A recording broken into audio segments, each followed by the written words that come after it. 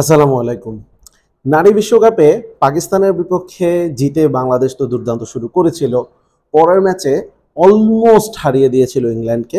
নিউজিল্যান্ডের সাথে বোলিং ইনিংসে কিছুটা সময় ভালো করলেও ব্যাটিংয়ে একেবারে পাত্তাই পায়নি এবং সর্বশেষ গতকালকে সাউথ আফ্রিকাকে অলমোস্ট হারিয়ে দিয়েছিল। অর্থাৎ ইংল্যান্ড এবং সাউথ আফ্রিকা দুটো বড় আপসেট বাংলার মেয়েরা কিন্তু ঘটাতে পারত, কিন্তু ঘটেনি। সবগুলো ম্যাচে ভুলগুলো কিন্তু একই।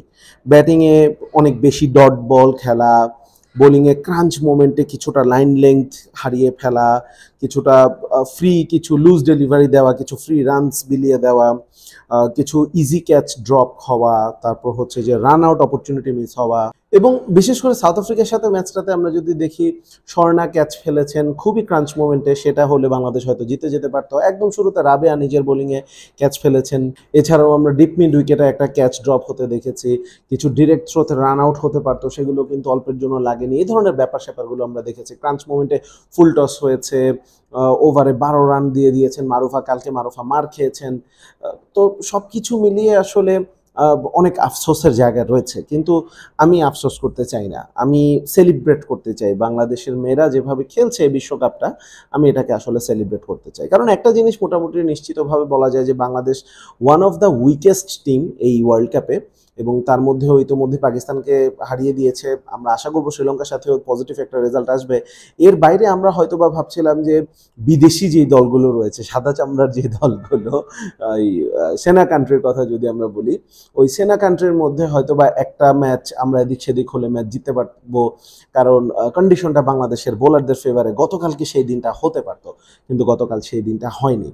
আমি আসলে আলোকপাত করতে চাই সেই জায়গাগুলোতে, যে কোন পরিস্থিতিতে বাংলাদেশের মেয়েরা ক্রিকেটটা খেলছে। একটা খুব সিম্পল কথা বলি, সেটা হচ্ছে যে বাংলাদেশ এই ওয়ার্ল্ড কাপের আগে ইন্টারন্যাশনাল ম্যাচ সর্বশেষ খেলেছিল একেবারে কোয়ালিফাইং রাউন্ডে, সেই 5-6 মাস আগে। ওয়ার্ল্ড কাপের মতো ইভেন্টের আগে 5-6 মাস ধরে বাংলাদেশের মেয়েরা কোনো রকম ইন্টারন্যাশনাল ম্যাচ খেলেনি, কোনো রকম সিরিজ খেলেনি। এটাকে আমি অবশ্যই বিসিবির ব্যর্থতা বলবো।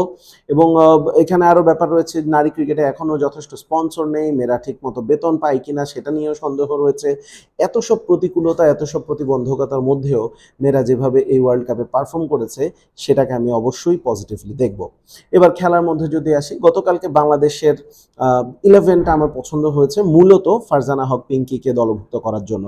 পিঙ্কির কথা আগে একটা ভিডিওতে বলেছিলাম যে ফারজানা হক পিঙ্কি বাংলাদেশের অত্যন্ত গুরুত্বপূর্ণ একজন ব্যাটার হতে যাচ্ছেন, কারণ তিনি শুরুতে একটু সময় নেন এবং তিনি যদি একটা ফাউন্ডেশন গড়ে দিতে পারেন, সেটার উপর দাঁড়িয়ে বাংলার মেয়েরা একটা মোটামুটি ভালো স্কোর করতে পারে।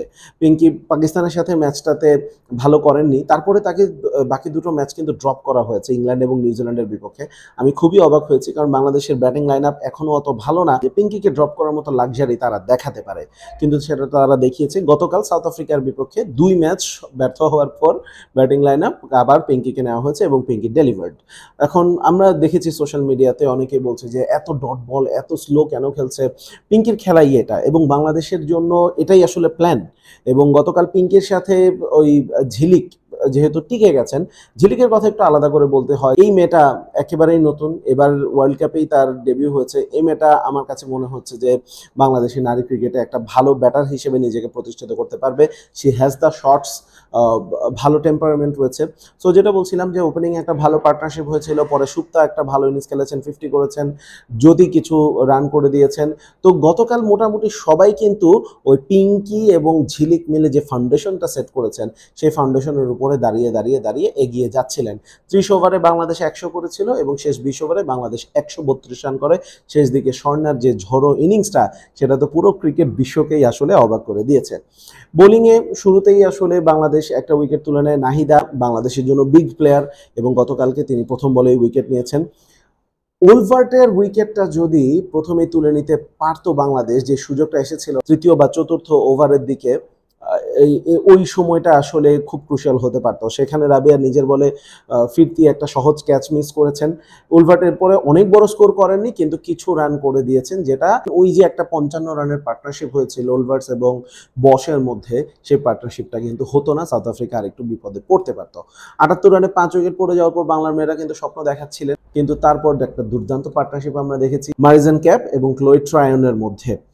এই পার্টনারশিপটার মধ্যে বাংলাদেশের মেয়েদের কিন্তু অনেক শেখার রয়েছে। যেভাবে তারা সিঙ্গেলস বের করেছেন সেটা কিন্তু দুর্দান্ত ছিল। এবং আমরা যেমনটা বলছিলাম যে ইন্টারন্যাশনাল ম্যাচ তো অনেক দূরের কথা, বাংলাদেশের মেয়েদের কিন্তু ডোমেস্টিক ক্রিকেটও খুব লিমিটেড হয়, এবং সেখানেও কিন্তু যেহেতু মেয়েরা অত বেশি ক্রিকেট এখনও বাংলাদেশে নিচ্ছে না পেশা হিসেবে, তো সেই জায়গায় কিন্তু খুব কোয়ালিটি প্লেয়ারের সংখ্যা একটুখানি কম রয়েছে বটে। তো সেই জায়গায় যতটুকু ক্রিকেট খেলা হয় সেখানে কিন্তু এই ধরনের ব্যাটার বাংলাদেশের ক্রিকেটে নেই, বাংলাদেশের মেয়েদের ক্রিকেটে নেই, যারা মিডল ওভার্স এইভাবে সিঙ্গেলস ম্যানুভার করে নেন। সুতরাং আমাদের বোলাররাও কিন্তু আসলে জানেন না যে এই ধরনের সিচুয়েশনে সিঙ্গেলস আটকানোর জন্য একটুখানি ডিফেন্সিভ বল করতে হয় নাকি অ্যাটাকিং বল করতে হয়, বা কিভাবে রানগুলো আটকাতে হয়। এই ব্যাপারগুলো কিন্তু লার্নিং কার্ভের মধ্যে পড়বে। আনফর্চুনেটলি লার্নিং কার্ভটা আমাদেরকে ওয়ার্ল্ড কাপের মতো একটা ইভেন্টে গিয়ে সেটা নিতে হচ্ছে, এবং সেই জায়গায় আমি বলবো যে বাংলাদেশের মেয়েরা আউট অফ দেয়ার স্কিন খেলেছে, এবং এজন্যই আমি তাদের প্রশংসা করব। ইন্ডিয়ার বিপক্ষে যে ম্যাচটা যে একেবারে বের করে নিয়েছিলেন ডি ক্লার্ক, তিনি গতকালও নায়ক হয়েছেন এবং শেষ দিকে তিনিও একটা ঝড় ইনিংস খেলেছেন, যদিও তার একটা ক্যাচ কিন্তু উঠেছিল। এবং স্বর্ণা সম্ভবত বাংলাদেশ নারী ক্রিকেট দলের বেস্ট ফিল্ডার, এবং কালকে তিনি ব্যাটিং যেভাবে করেছেন, এর আগে একটা ক্যাচও ধরেছিলেন। গতকাল তার আসলে নায়ক হওয়ার কথা ছিল, কিন্তু আনফর্চুনেটলি তিনি সেটা পারেননি।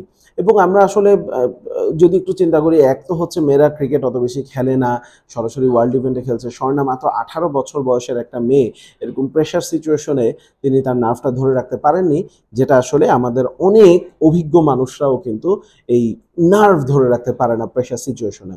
সো আমি বলবো যে ভক্তরা যারা হতাশ হয়েছে, হতাশাটা খুব অস্বাভাবিক কিছু না, কিন্তু আমি আসলে হতাশাটাকে সরিয়ে একটু আশা দেখতে চাই, আশার আলো দেখতে চাই।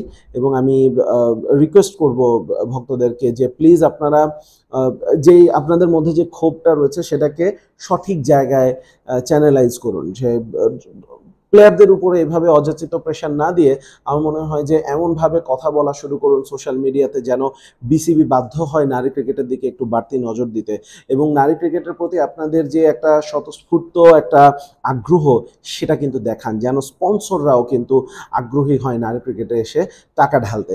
তাহলেই কিন্তু বাংলাদেশের মেয়েরা এগিয়ে যাবে। ইতোমধ্যেই এত সব সীমাবদ্ধতা নিয়ে বাংলাদেশ কিন্তু মনে রাখতে হবে এশিয়া কাপ অলরেডি জিতে গিয়েছে মেয়েরা। সো ইয়েস, ইমোশনস থাকবে, খেলা তো ইমোশনসের জন্যই, এন্টারটেনমেন্টের জন্যই, কিন্তু এর বাইরেও বাস্তবতাটা আমাদেরকে বুঝতে হবে। এবং বাস্তবতা নিরিখে আমি আসলে বাংলার মেয়েদের পাশেই থাকতে চাচ্ছি, এবং আমি আশা করব ভক্ত সমর্থক যারা রয়েছেন অবশ্যই বাংলার মেয়েদের পাশে থাকবেন। এই মেয়েরা যদি সঠিকভাবে আমাদের সাপোর্ট পায় এবং বিসিবির কাছ থেকে সাপোর্ট পায়, বিসিবির কাছ থেকে খেলার সুযোগ যদি তারা পায় ঘরোয়া এবং ইন্টারন্যাশনাল সার্কিটে, এই মেয়েরা অবশ্যই নিয়মিত আমাদের জন্য ভালো ফলাফল নিয়ে আসবেন।